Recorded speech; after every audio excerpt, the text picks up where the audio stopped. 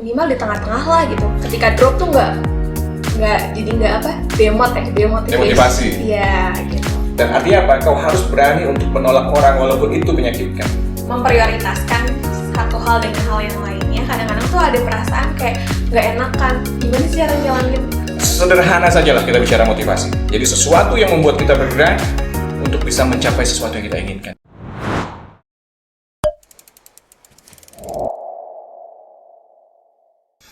Bicara tentang waktu, kemarin Farah bilang waktu kita 24 jam, nggak kurang nggak lebih. Waktu saya, waktu presiden, waktu siapapun, semua orang mereka punya waktu yang sama, 24 jam nggak kurang nggak lebih. Nah, intinya adalah setiap kita itu membuang waktu ke saya nggak tahu kemana. Nah, cuman kalau kita masuk ke dalam sebuah teori dari Eisenhower Matrix katanya begitu, jadi beliau presiden yang ke-34 di Amerika, dia bilang bahwa waktu yang manusia punya itu ternyata itu dibuang atau digunakan di 4 kuadran waktu. Jadi ada 4 kuadran waktu dan setiap kita itu beda-beda membuangnya, yang mana satu dominans kemana gitu kira-kira. Disebutnya adalah time matrix, jadi waktu dalam bentuk matriks. Nah itu kita bahas dulu, yaitu adalah setiap kita membuang waktu itu di 4 hal. Yang pertama itu adalah di urgent, artinya mendesak. Kemudian ada important. Jadi ada urgent, important. Ini kuadran yang penting dan mendesak. Nah, kalau udah kayak begini, biasanya kita harus segera lakukan. Karena sesuatu yang sifatnya urgent itu adalah harus segera kita lakukan. Kalau penting, definisinya yaitu adalah kalau kau tidak segera melakukannya, maka kau akan dapat masalah di kemudian hari. Jadi important atau penting itu definisinya adalah bagaimana kau memahami bahwa tindakan atau kegiatan atau aktivitas yang kau lakukan itu adalah mempunyai makna atau dampak yang sangat berbahaya kalau kau tidak lakukan di kemudian hari. Ya kan? Jadi urgent and important itu kuadran 1. Yang kedua yaitu adalah important, not urgent. Jadi penting, tetapi itu tidak mendesak. Nah, banyak orang mengabaikan hal ini. Padahal, kalau kita bicara tentang teori self management, ya, atau time management, justru yang bagus itu adalah semakin kita melakukan hal-hal yang penting, walaupun itu tidak mendesak, maka sebetulnya nanti kuadran satunya itu akan menghilang sedikit demi sedikit. Contoh misalnya, kalau kita sakit, pasti kita harus segera pergi ke dokter. Tapi kalau misalnya kita lakukan hal-hal yang penting walaupun tidak mendesak, contoh olahraga. Olahraga kan tidak mendesak. Tapi itu penting. Investasi jangka panjang. Betul. Makanya banyak orang yang menabung untuk hari ini, ya kan, walaupun hari ini belum punya kepentingan, tapi mereka suatu saat ketika butuh, uangnya udah ada. Dan itu adalah kuadran 2. Kuadran apa itu? Kuadran penting walaupun tidak mendesak. Nah, kuadran 3 yaitu adalah kuadran di mana banyak orang juga menghabiskan waktunya itu adalah terhadap hal-hal yang kelihatannya itu urgent, tapi itu sebetulnya nggak penting-penting amat sih. Contoh, ada teman baik, Farah ngajakin jalan. Kayaknya kalau diajak tuh kayaknya harus segera ikutan, padahal itu adalah pas jalan ternyata ngobrolin hal-hal yang nggak penting. Kalau di kantor misalnya kita diundang rapat, tapi ternyata kita tidak banyak berkontribusi di pertemuan itu. Ya kan, sehingga apa? Kita lebih banyak mendengarkan saja. Nah, itu adalah kuadran 3. Sesuatu hal yang seakan-akan itu adalah tampaknya penting, tapi itu bukan penting, hanya urgent saja. Tapi itu adalah tidak important. Nah, yang paling parah adalah banyak orang menghabiskan waktu di kuadran yang keempat, udah mah nggak urgent, udah gitu nggak important lagi, kira-kira gitu. I don't know, setiap orang beda-beda, ya. Bagi beberapa orang misalnya adalah terlalu lama main games. Penting apa enggak sih? Nggak tahu. Ya. Terus mendesak apa enggak? Ya nggak tahu juga. Tapi banyak sekali, silakan Farah atau teman-teman semua renungkan kira-kira jangan-jangan habis waktu kita itu di kuadran yang nggak penting, udah gitu nggak mendesak lagi. Nah, ini yang cilaka. Nah, sehingga apa yang harus kita lakukan supaya kita betul-betul mampu mempunyai tingkat produktivitas yang bagus setiap hari dari 24 jam kita punya, maka mulainya dari yang pertama lagi tadi. Kenali peranan kita, lalu ingat lagi goals-nya apa, lalu kemudian jangan lupa untuk belajar, meningkatkan keterampilan pengetahuan, supaya mempermudah pekerjaan kita dalam mencapai goals kita. Yang keempat adalah baru kita atur waktu kita. Di situ kuncinya, Pak.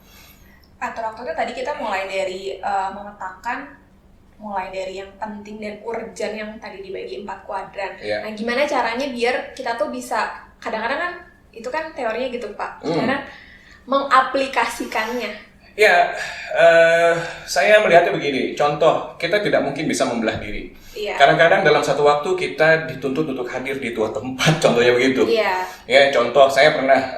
This is real things. Ini kejadian dalam kehidupan saya. Ketika saya sedang mengajar di kelas, ya salah satu perusahaan besar di Indonesia di sebuah hotel di Jakarta. Lalu kemudian karena itu adalah tanggung jawab saya, karena peranan saya waktu itu sedang memainkan peranan sebagai seorang trainers. Ya kan? Dan itu hari ketika udah klimaks dan di jam 12 lalu kemudian ada SMS waktu itu masuk, ya kan? Waktu itu belum ada WhatsApp, ya. Kalau nggak salah BlackBerry udah ada. BBM. Intinya adalah apa? Nenek meninggal katanya begitu.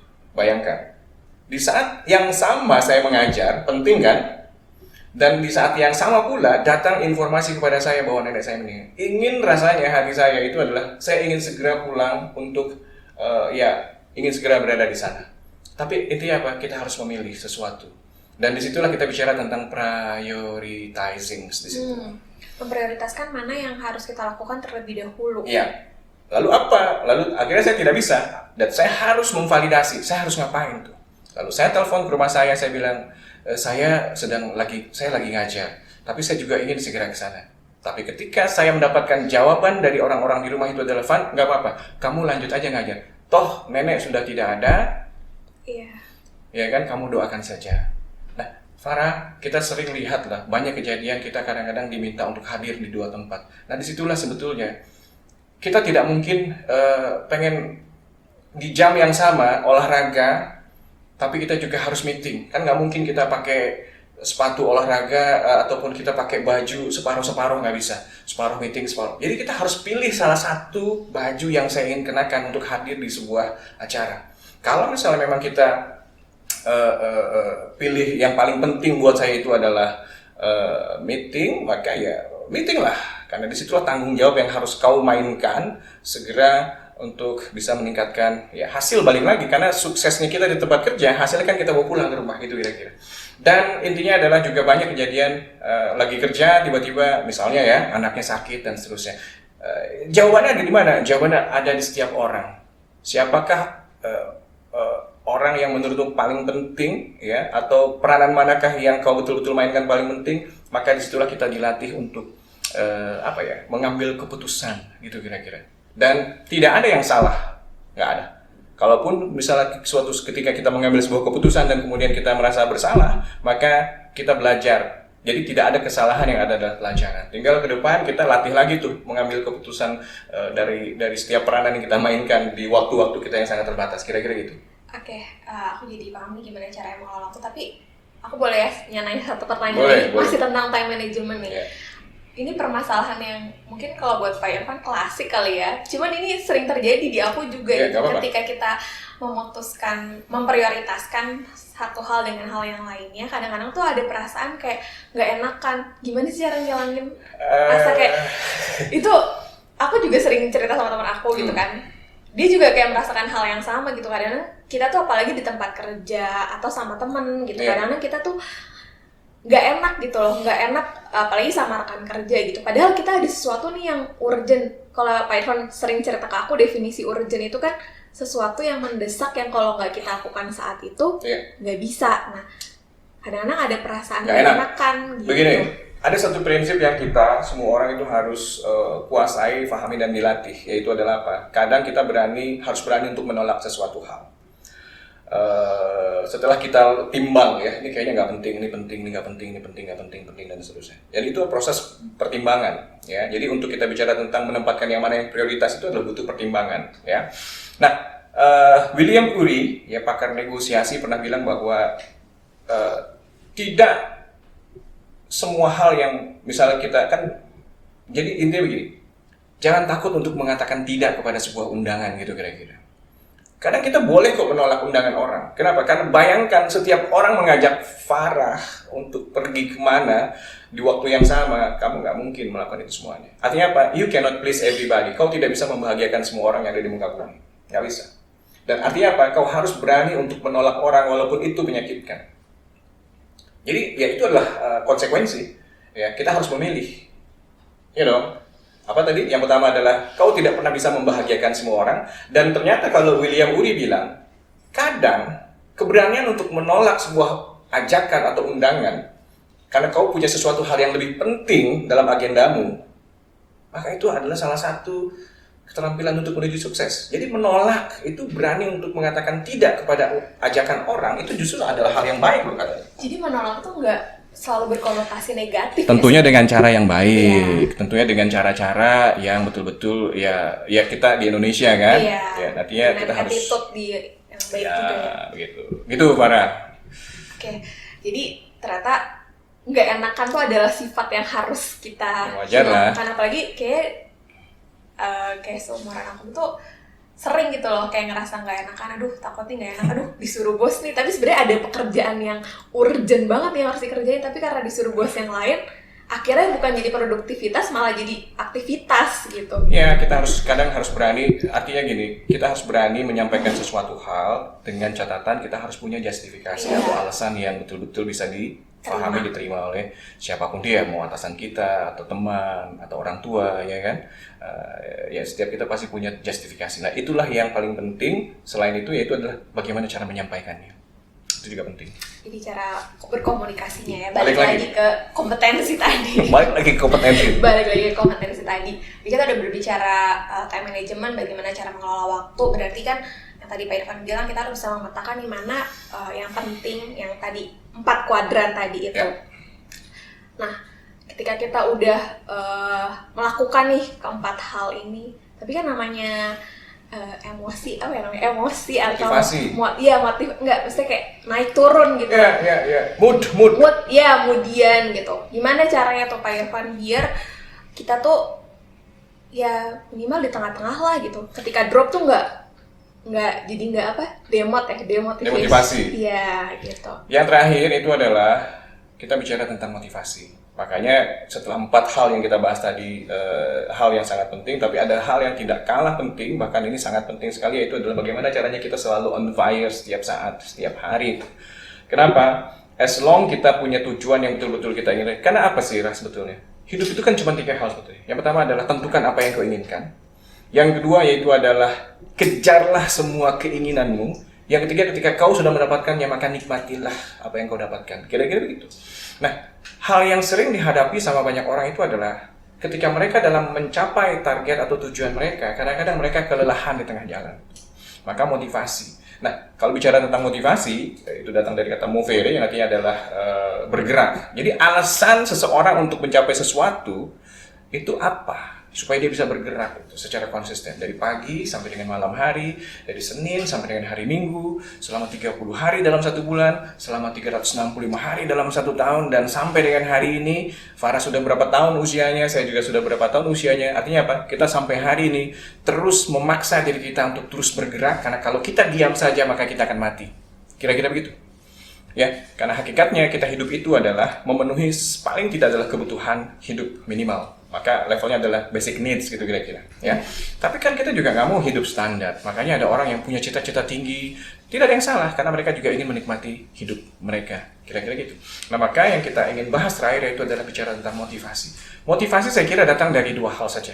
Yaitu adalah sesuatu yang mendorongmu untuk mendapatkan sesuatu. Atau yang kedua adalah sesuatu yang memang kau ditarik oleh sesuatu yang ada di depanmu. Kira-kira gitu. Contoh cita-cita. Itu adalah kau ditarik oleh dia supaya kau bisa betul-betul menghampirinya. Atau misalnya kau didorong oleh kebutuhan misalnya gitu.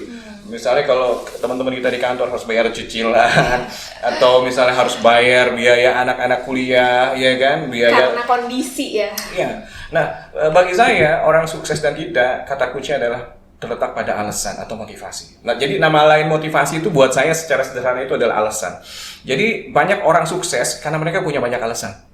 Alasan itu apa? Karena alasan saya kerja keras, karena saya ingin, misalnya kalau yang muslim ingin berangkatkan orang tuanya naik haji, ya kan? Atau ingin membelikan orang tuanya rumah, ya kan? Dan seterusnya. Itu adalah alasan. Tapi di sisi yang lain ada juga orang yang gagal karena mereka juga banyak alasan juga. Ya habis susah sih kerjaannya, kemudian wah persaingan susah, jualannya banyak kompetitorsnya. Sama-sama. Jadi orang yang sukses dan gagal sama-sama punya alasan. Nah, sekarang tinggal apa motivasi yang kita miliki maka saran saya adalah lu harus cari sebanyak-banyaknya alasan kenapa setiap hari harus bekerja keras, bergerak dari satu tempat ke tempat lain untuk mendapatkan hal yang lebih banyak yang bisa kita nikmati dalam hidup. Kira-kira gitu. Sederhana sajalah kita bicara motivasi. Jadi sesuatu yang membuat kita bergerak untuk bisa mencapai sesuatu yang kita inginkan. Kira-kira gitu. Itu sebenarnya balik lagi ke goals awal kita tuh apa gitu, alasan kita memulai itu tuh apa. Peranan, goals kita. Nah, mungkin saya akan tutup ya, Farah ya. Intinya gini ya, bahwa hidup itu sebetulnya yaitu adalah yang cuma sekali-kali ini, itu banyak sekali hal yang kita harus pelajarin ya. Bagi saya pelajaran penting dalam hidup salah satunya adalah, Farah masih ingat nggak saya sering cerita bahwa hidup itu adalah operasi matematika? Iya, ada 4. Apa itu? Pertambahan, perkurangan, perkalian, pembagian. Setiap kita hidup tanpa kita sadari peranan kita itu bertambah. Tapi buat beberapa orang bisa jadi berkurang. Ya, contoh kita punya ibu, kemudian ibu kita misalnya tiada. Artinya peranan kita untuk menjadi seorang anak terhadap seorang ibu sudah berkurang. Tapi kita tetap harus mendoakan dia. Nah, artinya apa? Setelah saya merasa berkurang, tapi kemudian saya menikah misalnya, peranan saya bertambah. Kemudian ketika saya punya anak, peranan saya bertambah. Disitulah saya harus mencari pendapatan berkali-kali lipat dibanding saya sendiri. Untuk apa? Untuk saya bagi. Artinya apa? Hidup itu sebetulnya adalah cuma 4 hal saja. Hidup itu penuh dengan hal-hal yang pertambahan, kadang-kadang ada pengurangan, ada hal yang sifatnya perkalian dan pembagian. Nah, disitulah Farah, sejatinya bahwa kita punya peranan bisa saja bertambah dan berkurang. Di situ kita akan ditantang untuk meningkatkan kemampuan kita berkali-kali lipat. Kemudian hal yang sudah kita dapat kita harus bagi, ya kita berbagi dengan banyak orang. So, life is beautiful. Kenapa? Karena kita bisa bermanfaat bagi orang banyak. Kira-kira gitu. Jadi intinya kita tuh hidup justru kita tuh hidup harus membawa manfaat untuk orang lain. Ya, pada akhirnya begitu. Walaupun jangan lupa juga adalah, ya kamu harus mikirin juga diri sendiri, ya kan? Kapan kalau saya suka luangkan waktu saya untuk naik gunung, ya kan, di sela-sela kesibukan saya, atau saya setiap hari Sabtu jadwal main bulu tangkis, ya kan? Atau saya membaca buku dan seterusnya. Jadi you must have your time with yourself gitu kira-kira. Itu juga sangat penting sekali. Aduh, hari ini aku dapat insight banyak banget dari Pak Irfan. Lagi tadi yang terakhir, operasi matematika. Kalau kita tuh hidup harus membawa manfaat untuk orang lain gitu. Nanti kita lanjut lagi diskusinya, tapi topiknya yang lain lagi. Dan ini udah sampai ke yang motivasi tadi kelima. Teman-teman, terima kasih udah ikutin video diskusi aku hari ini sama Pak Irfan. Jadi untuk kita bisa mengelola waktu tuh seperti yang di video kemarin kita udah bahas peranan. Hari ini kita bahas bagaimana caranya menetapkan sebuah goals. Selain goals aja itu kita nggak cukup, kita harus bisa punya kompetensi yang memadai. Dan yang keempat barulah time management. Kita memetakan mana yang penting dan urgent, kita harus bisa membagi ke dalam 4 kuadran yang sudah dijelaskan sama Pak Irfan tadi, bahwa kita harus bisa memetakan hal itu ya, betul ya Pak Irfan? Ya, betul. Nah yang kelima ini karena sebenarnya manusiawi ya, kita punya motivasi yang naik turun, tapi kita harus balik lagi ke tujuan awal kita tuh apa, alasan awal kita tuh memulai itu apa. Jadi kita harus selalu punya alasan untuk bisa lebih baik lagi setiap harinya. Dan yang pasti nantinya dengan semua kelima hal ini kita lakukan dengan baik, insya Allah hidup kita lebih bermanfaat ya untuk orang-orang di sekitar kita, dan nggak berantakan bener, dan nggak pusing lagi. Oke, thank you Pak Irfan. Sama-sama, sampai ketemu lagi teman-teman.